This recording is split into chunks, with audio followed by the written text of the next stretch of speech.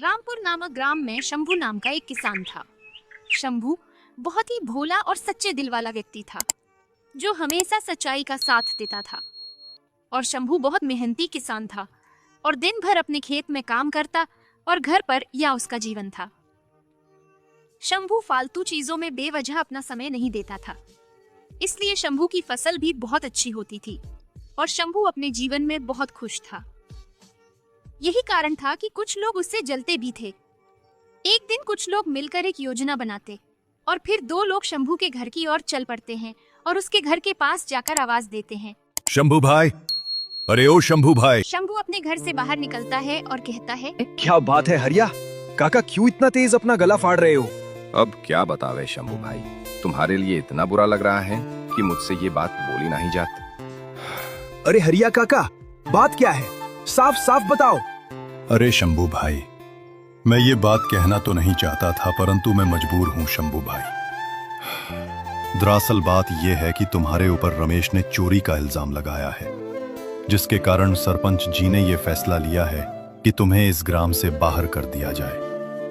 और यही बात बताने के लिए सरपंच जी ने हमें यहाँ है भेजा। माफ करना शंभू भाई। बेचारा भोला भाला शंभू ग्राम को छोड़कर चल देता है। परंतु शंभू को ये बात पता नहीं थी कि ये तो इन लोगों की चाल है। कुछ दूर चलने के बाद शंभू जंगल में पहुंच जाता है और उसकी मुलाकात एक मुनि से होती है।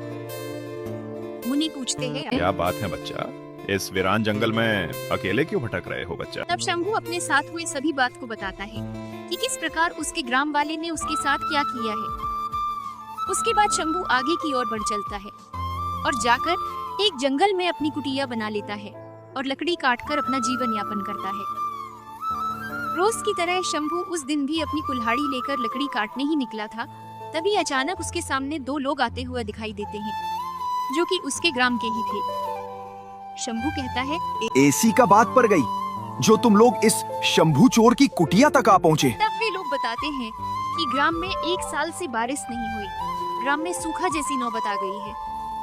ग्राम के दो लोगों ने जाकर एक साधु महाराज से पूछा तो उन्होंने बताया कि तुम लोगों को ऐसे व्यक्ति को इस ग्राम में लाना होगा जो कभी भी अपने जीवन में झूठ न बोला हो। शंभू ग्राम में पहुंचता है और मंदिर के सामने जाकर विनती करने लगता है। शंभू के विनती करते ही आसमान में बिजली चमकने लगती है और थोड़ी देर बाद बारिश शुरू हो जाती है। इस प्रकार सच्चे मन की ताकत से ग्राम को सुखा से बचा लिया जाता है।